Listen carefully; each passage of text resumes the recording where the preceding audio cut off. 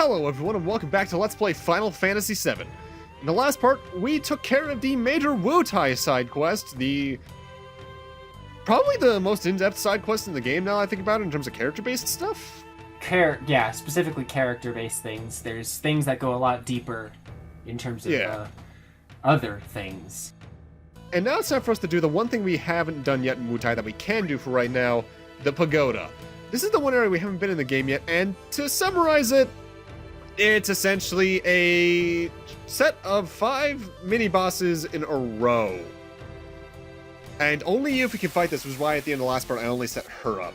First off, we got Gorky, 3000 HP, 1500 XP, 50 AP, will drop an X potion upon defeat, and is otherwise just that a stronger version of that monster we faced outside of Nibelheim. Still has dive kick, barrier. It can use Demi 2, which could potentially do some bad damage to you. It can also use regen on itself to recover its HP. Best way to go about this fight, magic hammer twice to drain him of his MP completely, then just physical. I just realized you have MP absorb on. Yep, that's a very important thing for this one. One thing I could suggest, though, as a potential shift from my equipment setup, I forget if I have the sprint shoes or champion belt on Yuffie right now. But either for this is very debatable, because the sprint shoes, obviously, you get the increase in speed, which means the fight will be over more quickly, but you have the higher chance of probably getting knocked down just due to your lowered stats. And I forget, is this the first time we've seen this limit break? We've never seen Bloodlust before.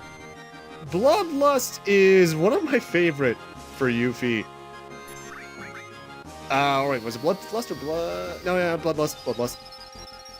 Bloodfest, rather. Bloodfest.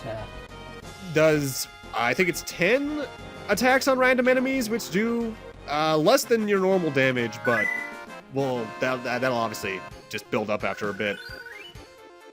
Especially if it's on one guy. Yeah. That's very good for boss fights, honestly. It's probably one of her best limit breaks for boss fights. Each of the different enemies we fight technically highlights a different stat, but it's so negligible that it's not really worth bringing up, honestly.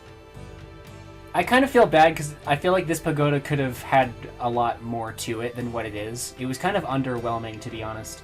Yeah, what they could have done maybe is have different setups at different points in the game and different challenges. Yeah, for sure.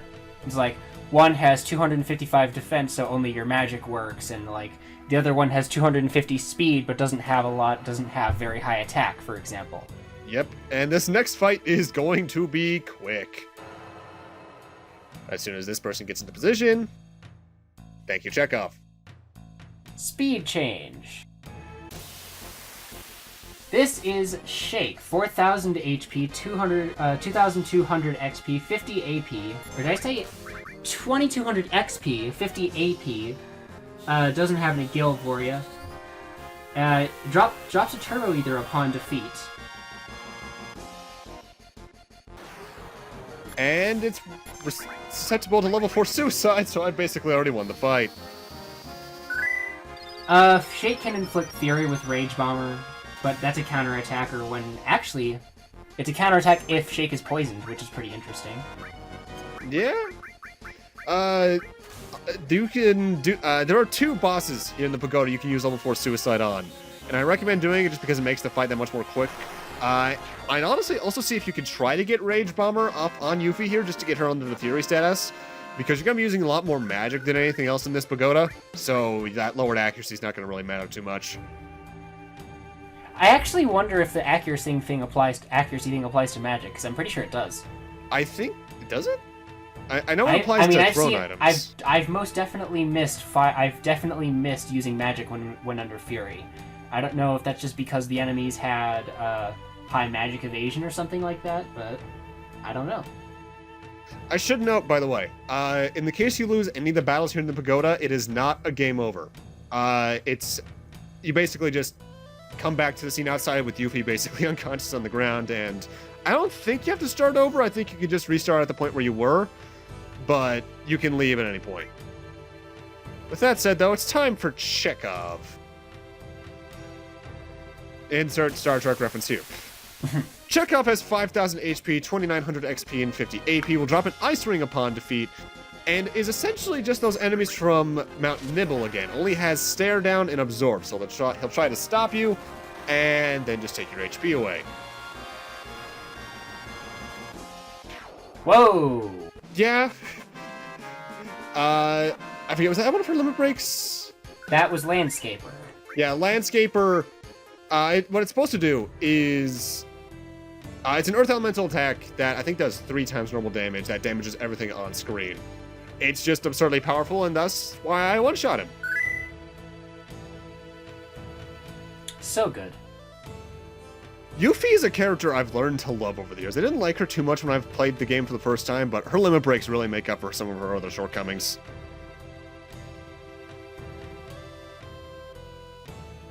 The Master of Weaponry. Now it's time for Staniv, who is another quick fight. Yeah, this is another guy that you can use level 4 Suicide on. Level 36 with 6,000 HP, 3,600 XP, 50 AP, and dropping an elixir upon being defeated. Not really much to say, considering we just dealt 5,000 to him. Yeah, I want to say that's the highest damage we've seen thus far. I don't think we've seen quad 9s yet, so yes. I don't think we've seen anything past 6,000. I have to wonder if they intentionally made all these enemies have notable weaknesses like this. Because otherwise... not otherwise. Because it feels otherwise... God damn it, Kyle.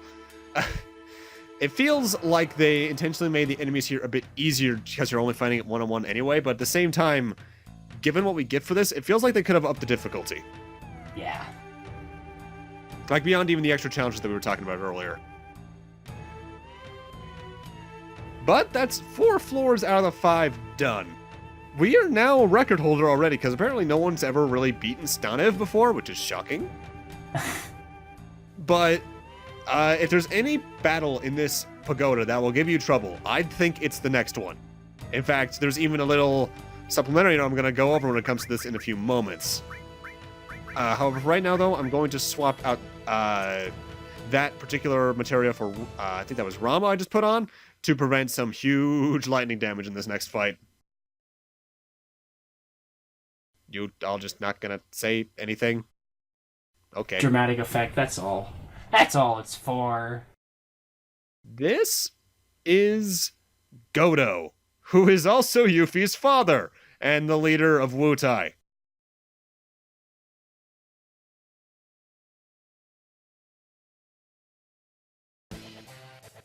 And Godo is a hard fight, to put it lightly. 10,000 HP, 5,000 experience points, 60 AP, 40,000 gil. Upon defeat, it's going to drop a particular item we'll go over when we get to it, and has essentially a bit of an Asura gimmick from Final Fantasy IV going on. He has 3 faces. A human form, which can use Cure, Sleeple, Mini-U, and that's about it. It has a beast form, which will use Beast Sword, Trine, which is why I recommend putting Rama Elemental on your armor. And the third face, which I think is the yellow one that's facing us right now, which has Bio 2, Demi 3, and Drain. I could recommend Gravity Elemental if you have the ability to use that at this point, just to avoid Demi 3, but overall at this point, I think Trine is more of a lethal thing. Yeah. Basic strategy for this fight, though, because he doesn't have any normal weaknesses, is wait for him to attack first, and then use Magic Hammer if he uses Trine. Cure 2 if he uses Demi. You want to say 708, above 700 HP roughly in this fight, just to avoid any potential sudden Trines. And you want to try Magic Hammer him to death, or at least his MP to death, because at that point, when he starts using only Beast Sword, you're in a fairly safe position. Limit breaks are going to be very useful here, but one thing I should note, when it comes to getting 100% in this game, I believe, like the speedrun.com rules state that 100% is all 4 enemy skill materia mastered, because there are 4 enemy skill materia, we just can't get the 4th one for a bit yet. If you want to max out all 4, save Godo for later, because he is the last enemy in the game that you can always fight that'll have Trine. Every other enemy in the game that has Trine is either a boss fight or in an area that gets locked off after some time. So, if you want all those enemy skill materia mastered, do not fight Godo for right now. That's very interesting. I just go for him now because I only cared about maxing out 3 enemy skill materia, which is why I had everything I have on at this point on her. But yeah, and plus the last enemy that has Trine, like chronologically in the game, we are not going to see for a bit yet, so I still have some time to master all 3. This is a fight I could recommend saving for later in the game anyway, though, because at this point, Yuffie's levels aren't the best, so it's like you're going to take some damage anyway. I'm actually wondering if consistently using Magic Hammer is a good thing to do, just from the start. It could be, but you're also just going to want to keep an eye on your HP in case something like that happens. Demi 3 is to be feared. Overall, because of the fact that this is an optional battle, I can't exactly say Godo's hard, because right now he's basically only kicking my ass to an extent. Because I'm relatively underleveled. If you're new to the game, I could recommend probably saving this until like mid-disc 2 or early disc 3 to do this, just to make it easier on your soul. What are you talking about? You're talking to someone who fought the Midgar Zolom right after Midgar. Yeah. I like to do things at my earliest possible convenience just to make the LP flow better. Beta is probably going to be your best bet for damage, by the way. Is Beta stronger than Trine? Is there, or are they all the same power? Aqualung, Trine, and Beta? I think they're roughly the same power, but I think the Beta costs the least. Think is a keyword. Obviously, the little pop-up thing's probably already corrected me if I'm wrong. And for Beta Godo, we get All Creation, which is Yuffie's level 4 limit break. We can't use it on her yet, but we have it for when we can.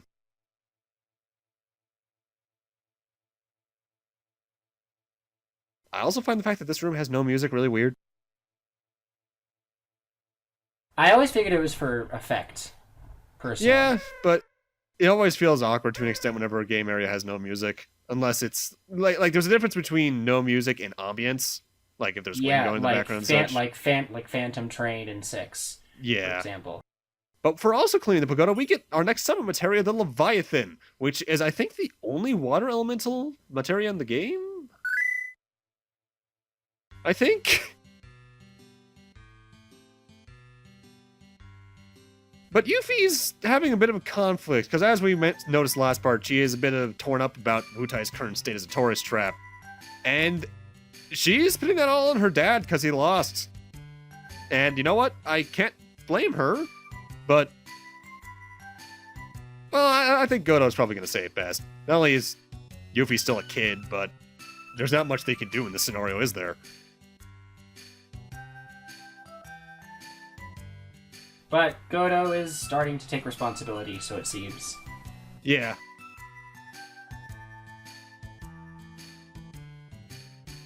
And he brings up a good point other here. Strength probably isn't the only way they can win this. Part of me always thought that maybe he was thinking about outlasting Shinra, like having Wutai stay as it is economically until Shinra eventually has a downfall from like a shortage of Mako or something. But fighting Yuffie has changed something in him. He realizes that he still needs to be strong in some other ways.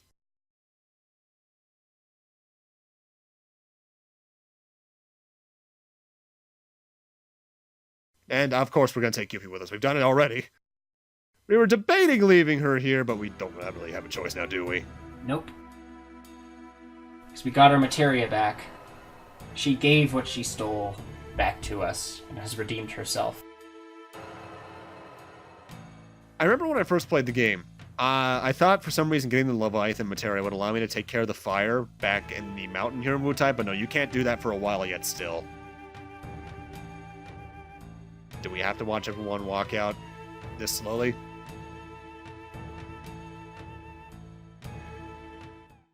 Oh, hello, Godo. Like father, like daughter. Oh, boy.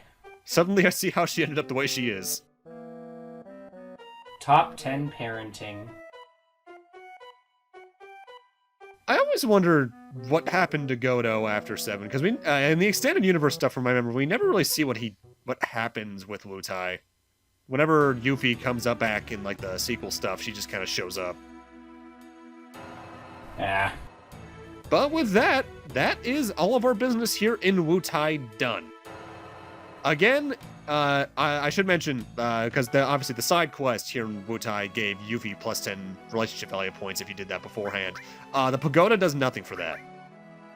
And now we're going to take a look at our equipment and materia setup, because it's time for us to finally head over towards where the Temple of the Ancients is. You know, that main plot line that we were supposed to start 2 parts ago? Yay, you're taking the dog with you. Good stuff. Yeah, I'm bringing Cloud, Aerith, and Red. Cloud and Aerith because they're required, obviously, but Actually, Red is...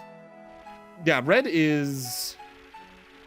first off, this team is very magic-based because Red has a pretty good magical stat. But it's also because if I'm recalling correctly in recording, and this is a big recall because I'm going back maybe 7 months at this point, my time. I think he's falling behind on limit breaks? Gee, I wonder where the Temple of the Ancients is. I wonder. Let's go ask Olmec. Ah! but not before running into dual horns. There's 2 of them. Yeah, dual hordes. 2500 HP, 550 XP, 45 AP, 500 gil, no elemental weaknesses. Can drop a Pepio nut if you're lucky, and you can also steal a Pepio nut from them. We don't know what those do yet. We'll know eventually. Yeah, I don't recommend stealing any though, because when it comes to their purpose, Pepio nuts aren't that useful to me. Yeah, they're not useful at all. I want to say they're the lowest quality nuts. And that is something I'm probably going to laugh at when I hear myself say that in post. Isolate that sound clip, Kyle. It'll probably come in handy. Oh, I love this song. I got really tired of this song after a while. But I have to tell you, this team that you have here, this is the team that I have in my most recent playthrough.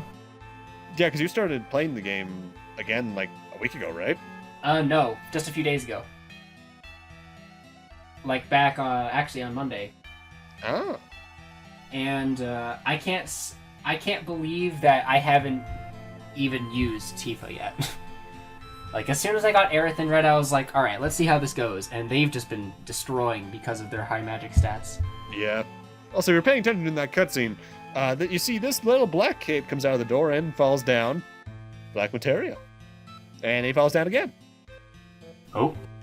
And it's a black cape, which means number 9. Mighty number 9! Okay, what the hell? Dead. And he levitated. I'm assuming that's supposed to be their representation of him returning to the planet, but oh, hi, Sung! No, Cloud, Sung of the Mariachi Band.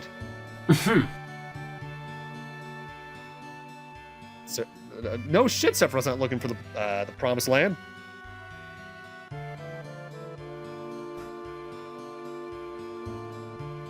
Ooh. Now, an interesting thing, and I guess this is a minor spoiler for the game's plot.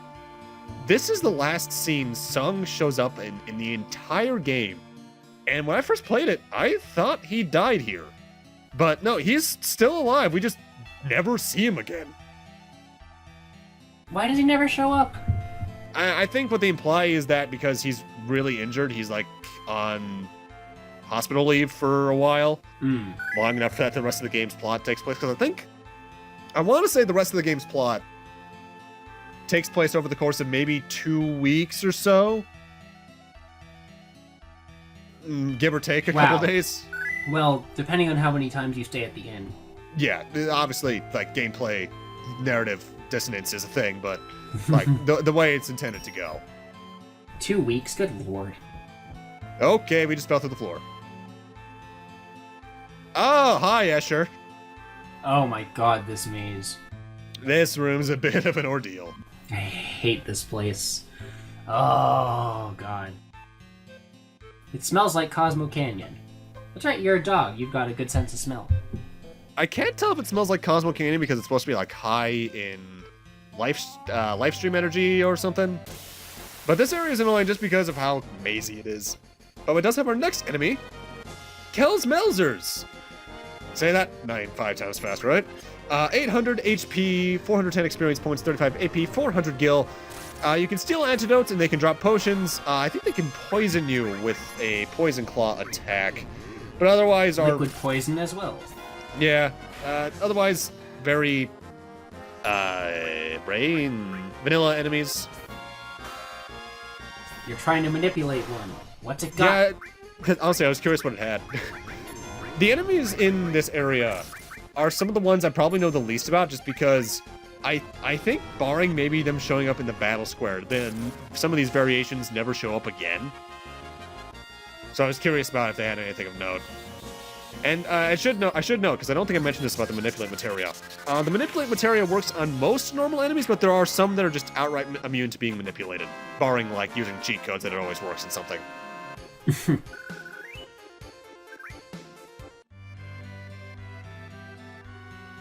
Now, there are a couple of goals when it comes to this little MC Escher area. You can't just head right to the door you need to find to progress. However, I'm willing to only get a lot of the items here, but you may have noticed that strange purple creature on the top of the screen. We should probably investigate that. And you can't go through this door for reasons. For reasons. Yep, just for reasons. Ooh, turbo weather. And an item I missed a lot of my early playthroughs is this little pink thing right here. That's a mind source. What does a mind source do? Raise a spirit or something? I want to say it raises spirit. Magic related something either way. I don't even know what spirit does in this game. Neither do I.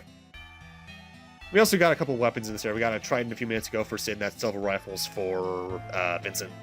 But these purple things are essentially modified bodies of the ancients, Aerith's own ancestors, essentially.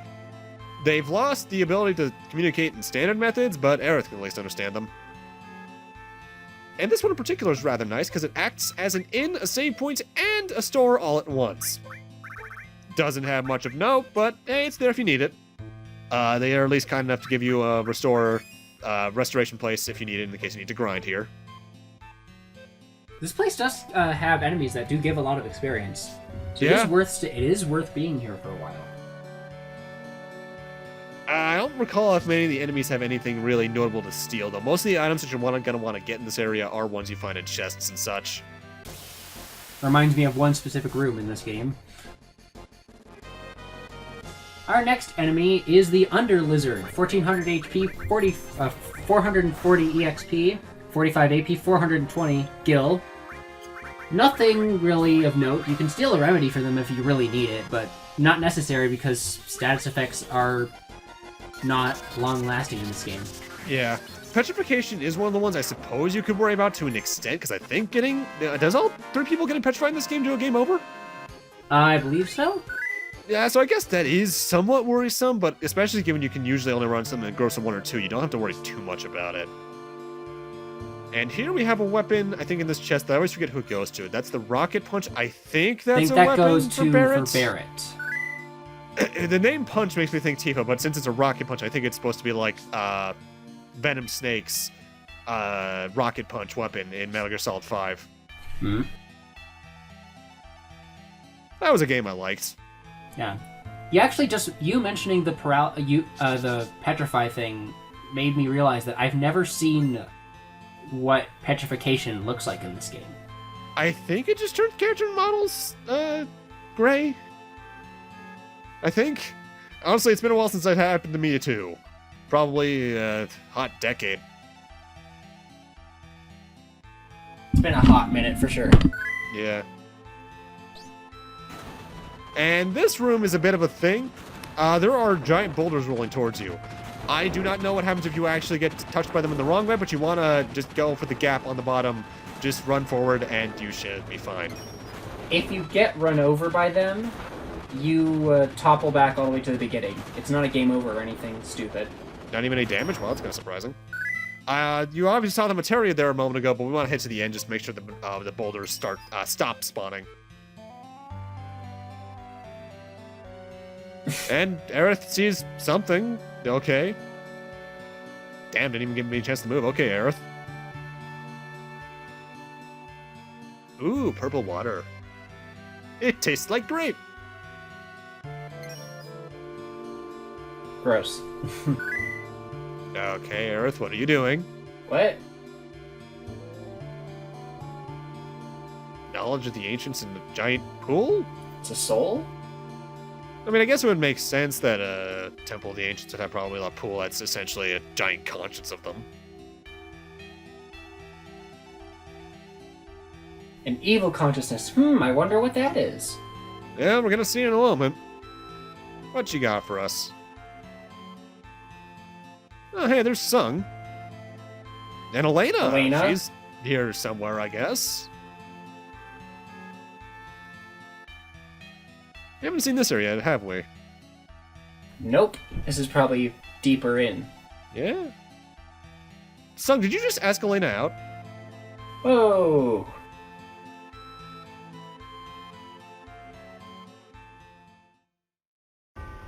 Well, Sung is clearly learning something. Okay, we know that music. Oh. Okay, weird thing in the PC version of the game. And by that PC, I mean like the more modern releases, like on Switch and such. Which, by the way, Switch version just came out like 2 days ago, I should note. That clear version of Sephiroth is like 2 to 3 times the size. Like, it's much closer to the screen. I can't tell why they did that. Scary factor. I guess. Sung, you should probably get out of there. At least get out of his way. Sephiroth off the planet.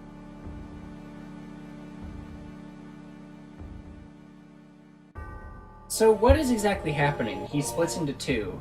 I think this is supposed to be Sephiroth's consciousness in that well, talking to us, while showing us what happened. Yeah, that's how Sung got completely injured earlier. Wow, he survived taking 5,000 hit points of damage. In Disc 1. I do have to wonder, though, if they ever plan to have you fight Sung. Because for being the character who was essentially the secondary villain in the first 6 hours of the game, he doesn't really get much screen time after Midgar. Actually, now that I think about it, he's only in like 6 scenes. And there we get the Morph Materia. That's an interesting Materia in that it kind of works like a Pokeball.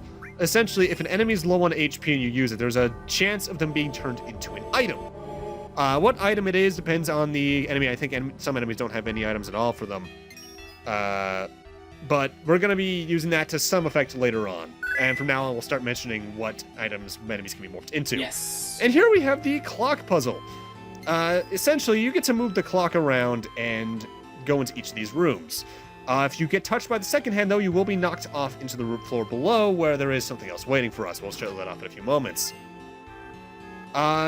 It's best just to control it yourself and go through the process of moving everything, rather than, say, doing the randomization thing, because we want to go through a good amount of these rooms.